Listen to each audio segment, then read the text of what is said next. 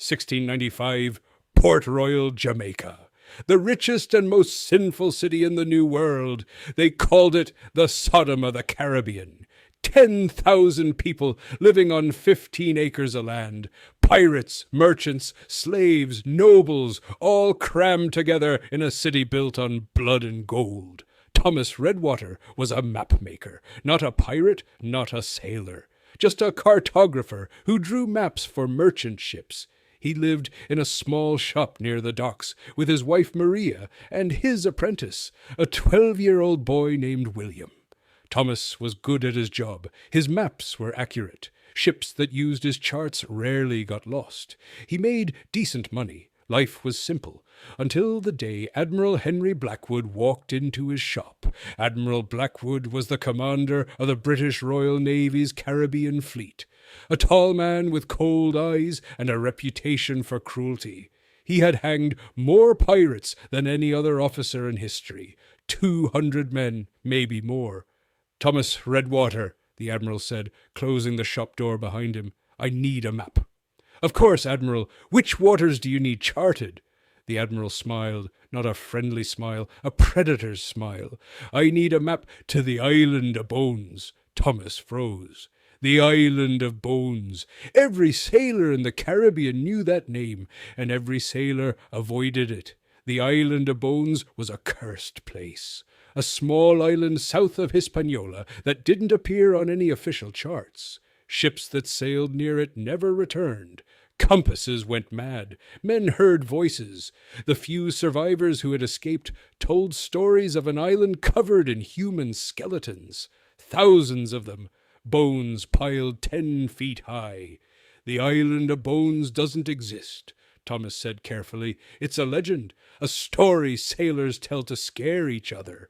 "It exists," the Admiral replied, "and you're going to help me find it. Why would you want to go there?" The Admiral leaned close. "Because that's where Captain Edmund Drake hid his treasure before he died.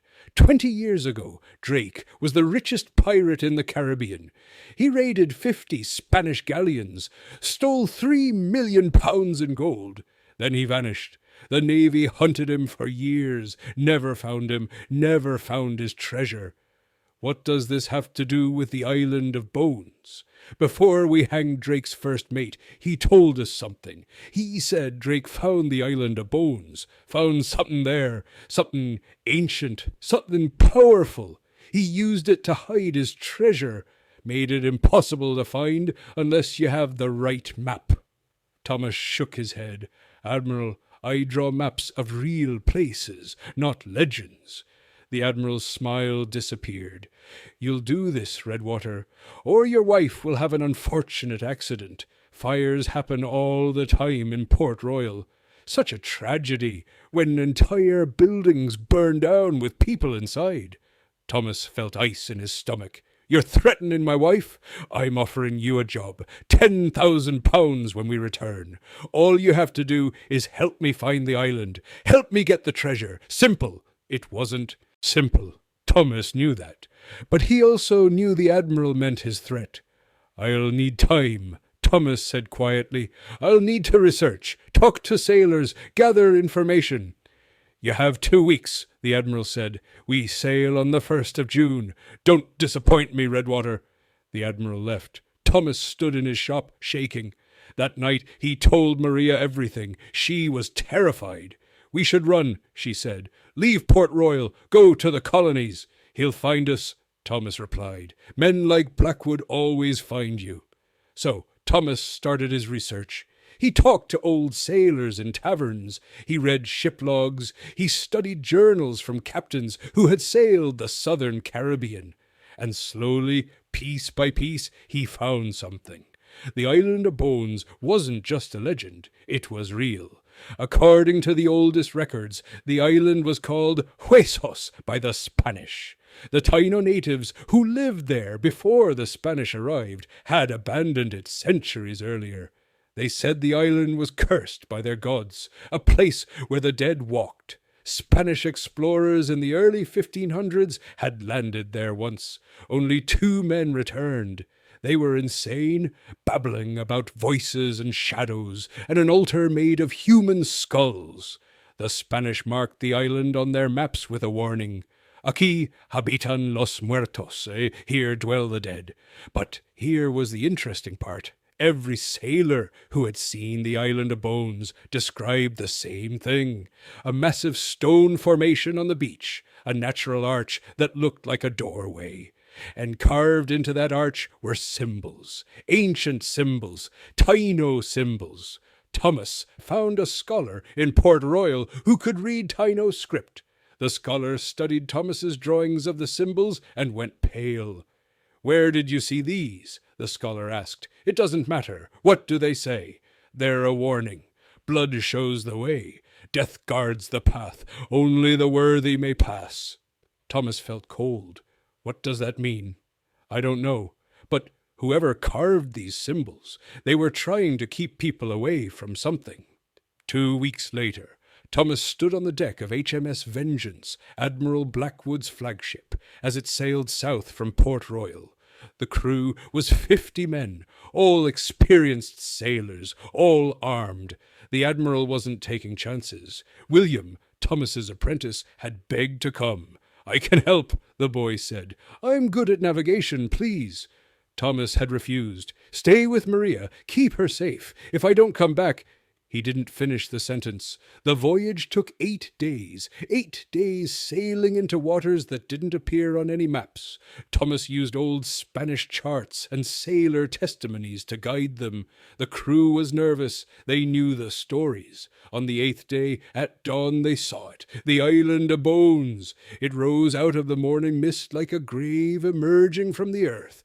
Dark, rocky, covered in twisted trees with no leaves, and on the beach, visible even from a distance, were bones, thousands of human skeletons, scattered across the sand like driftwood. "My God," Thomas whispered. The Admiral smiled. "Drop anchor. Prepare landing boats." "Admiral, we should reconsider—" "We're not reconsidering anything, Redwater. You brought us here. Now you're coming ashore with me." 20 men loaded into 3 boats and rowed toward the beach. As they got closer, the bones became more visible. Skulls, rib cages, entire skeletons lying in the sand. Hundreds of them, maybe thousands. "Who were they?" one sailor asked, his voice shaking. "Pirates, probably," the Admiral said. "Drake's victims, men who came looking for his treasure and never left." They landed on the beach. The moment Thomas stepped onto the sand, he felt wrong. The air was too still, too quiet. No birds, no insects, no sound except the waves. The stone arch was 50 yards inland, massive, 20 feet tall, covered in Taino symbols, and beneath the arch was a darkness, a tunnel leading into the island. "There," the Admiral said, "that's our entrance." Thomas looked at the symbols carved into the arch. "Blood shows the way. Death guards the path. Only the worthy may pass." "What does that mean?" the Admiral asked. "I think it means we need to pay a price to enter." "What price?" Thomas pointed to a stone altar beside the arch. On the altar was a bowl carved from black volcanic rock, and in that bowl were stains, old brown stains, blood. "The Taino practiced blood rituals," Thomas said. "They believed blood was sacred, a gift to the gods. I think we need to offer blood to pass through the arch." One of the sailors laughed nervously. "That's insane." But the Admiral walked to the altar, drew his knife, and cut his palm. Blood dripped into the bowl. Nothing happened. "See," the sailor said, "just superstition." Then the symbols on the arch started glowing. Faint red light, like embers. The darkness beneath the arch seemed to shift, to ripple like water. "Everyone give blood," the Admiral ordered. "Now!" One by one, the 20 men cut their palms and let blood drip into the bowl. And as each man gave blood, the symbols glowed brighter. When Thomas added his blood last, the arch pulsed with red light. The darkness beneath it cleared, revealing a tunnel carved into stone. Torches lined the walls, old torches, but they were burning, lit by themselves. "Impossible!" Thomas whispered. "Move," the admiral ordered. They entered the tunnel. It descended steeply into the earth. The walls were covered in more Taino symbols, and paintings, ancient paintings showing men in elaborate headdresses performing rituals, sacrificing prisoners, building something. After 10 minutes of walking, the tunnel opened into a massive cavern, and in the center of that cavern was something that made every man stop and stare. A ship. Not just any ship, a massive Spanish galleon, perfectly preserved, sitting on a stone platform in the middle of the cavern. Its sails were still intact, its hull unmarked, as if it had sailed into this cave yesterday and never left. "That's the Santa Isabella," the admiral said, his voice filled with awe. "Captain Drake's final prize. The richest Spanish treasure ship ever captured. It was carrying 2 million pounds in gold when Drake took it, and he brought it here." They approached the ship. A rope ladder hung from the deck. The admiral climbed first, followed by Thomas and the crew. On the deck, they found what they came for. Gold, everywhere. Chests overflowing with gold coins, gold bars stacked like firewood, jewels, silver, artifacts, the wealth of an empire. The crew cheered, started laughing, started grabbing gold with both hands. But Thomas noticed something wrong. "Admiral, where's Drake's crew?" The admiral was too busy examining the treasure to care. "Dead. Killed by Drake, probably. Pirates always kill each other over gold." "No," Thomas said, looking around the deck. "Look, no skeletons, no blood, no signs of a fight. Drake's crew just vanished." Then he saw it, in the captain's cabin, a journal, leather-bound, old. Thomas opened it. The first page read, "Journal of Captain Edmund Drake, year of our Lord 1675. If you are reading this, you have made a terrible mistake." Thomas read faster. The journal told Drake's story. Drake had captured the Santa Isabella in 1675, killed the Spanish crew, took the treasure, but the Spanish captain cursed him with his dying breath. "You will never enjoy this gold. The island will take everything from you." Drake didn't believe in curses. He sailed to the island of Bones because it was remote, perfect for hiding treasure. He found the stone arch, found the tunnel, brought the ship into the cavern. Then strange things started happening. His crew heard voices, saw shadows. Men started disappearing, one by one, vanishing in the night. After 2 weeks, only Drake and 3 men remained. That's when Drake discovered the truth. The island of Bones wasn't just cursed. It was alive, or something on it was alive. Something ancient, something that fed on blood and life. The Taino natives had built the stone arch as a prison, to trap it, to keep it from spreading. The blood ritual wasn't a payment, it was a release. By giving blood, Drake had freed it. The final journal entry read, "It hunts us now. I can hear it in the dark. My men are gone. I am alone. To whoever finds this treasure, leave. Leave now. The gold is not worth your life. The island takes everything. It always takes everything." Thomas looked up from the journal. "Admiral, we need to leave now." But the admiral was laughing, holding a fistful of gold coins. "Leave? Are you mad? We're rich, Redwater, richer than kings." "Did you hear me? Drake's entire crew vanished. Something on this island killed them. Superstition and paranoia. Drake probably killed his own men and went mad with guilt. Then the torches went out, all of them, every torch in the cavern. Instant darkness. The sailors started shouting, panicking. "Light the lanterns," the admiral ordered. "Now!" They fumbled with lanterns, got them lit. The weak light pushed back the darkness just enough to see, and that's when they saw it. Shadows, moving along the cavern walls, not cast by anything, just moving, crawling, like living things. "What is that?" a sailor screamed. The shadows moved faster, closer, and then one of them reached out, a tendril of pure darkness, and touched a sailor. The man screamed, not a normal scream, a sound of pure terror and agony. His body convulsed, his skin turned gray, and then he crumbled to dust. Just dust, as if he'd been dead for 100 years. "Run!" Thomas shouted. Chaos erupted. Men scrambled for the rope ladder, pushed each other, fell. The shadows were everywhere now, reaching, grabbing. Thomas grabbed the admiral. "Move! We have to go!" But the admiral was frozen, staring at the shadows with wide eyes. "What are they? Death! They're death! Move!"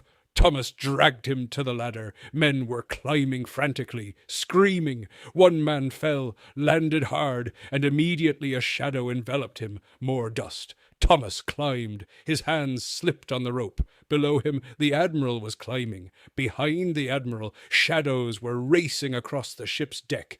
They reached the tunnel, ran. Behind them, screams echoed as more men died. The tunnel felt longer now, much longer, as if it was growing, stretching. Thomas could see the entrance ahead. Sunlight, blessed sunlight. He ran faster. He burst out of the tunnel into daylight and collapsed on the beach, gasping. The admiral stumbled out seconds later. Then 3 more sailors, 5 men, out of 20, 15 dead. "The boats!" Thomas gasped. "Get to the boats! Go!" They ran for the landing boats, pushed them into the water, rowed desperately back to HMS Vengeance. As they reached the ship, Thomas looked back at the island. The stone arch was dark again, silent, as if nothing had happened. But on the beach, in the sand, he could see new bones, 15 fresh skeletons lying among the thousands of others. The island of bones had claimed its price. The voyage back to Port Royal took 9 days. Nobody spoke. The 3 surviving sailors wouldn't even look at each other. The admiral sat in his cabin, staring at nothing. Thomas kept thinking about Drake's journal. The island takes everything. When they reached Port Royal, Thomas went straight home. Maria was waiting. She hugged him, crying. "I thought you were dead." "I almost was." "Did you find it, the treasure?" "Yes, but we couldn't bring it back." William, his apprentice, was there too. "What happened, Master Thomas?" Thomas looked at the boy, looked at Maria. Something evil, something that should never be disturbed. That night, Thomas burned all his research, every map, every note, every reference to the island of bones. He watched the papers turn to ash and swore he would never speak of it again. Admiral Blackwood disappeared 3 days later. Some said he went mad. Others said he returned to the island alone, desperate for the treasure. His body was never found. The 3 surviving sailors. One drank himself to death within a month. Another threw himself off a cliff. The 3rd joined a monastery and took a vow of silence. Thomas Redwater lived another 30 years. He continued making maps, but never drew a chart for the southern Caribbean again. Whenever sailors asked him about the island of bones, he would simply say, "It doesn't exist." But he kept one thing, Drake's journal, hidden in a locked box under his floorboards, just in case, just so someone would know the truth. William eventually took over Thomas's map shop, found the journal after Thomas died, read it, and like Thomas before him, he burned it. Some treasures aren't meant to be found. The island of bones is still out there, south of Hispaniola, in waters that don't appear on any modern charts. Ships still avoid that area. Sailors still tell stories, and every few years, someone claims they found a map to Captain Drake's treasure. They gather a crew. They sail south, full of confidence, full of greed. They never come back. The island is patient. It's been patient for centuries. It doesn't need to hunt. Treasure hunters come to it. Greedy men, desperate men, men who think they're clever enough to outsmart an ancient curse. They're never clever enough because, as Captain Edmund Drake learned, as Admiral Henry Blackwood learned, as Thomas Redwater learned, some places guard their secrets, some treasures defend themselves, and some islands feed on human greed. The island of bones is waiting, the stone arch is waiting, the shadows are waiting, and Drake's treasure, 2 million pounds in gold, sits untouched in that dark cavern, protected by something older than maps, older than ships, older than greed itself. Maybe it's better that way. Maybe some gold should stay buried. Maybe some doors should never be opened, because once you give your blood to the island never lets you go. Not really, not ever.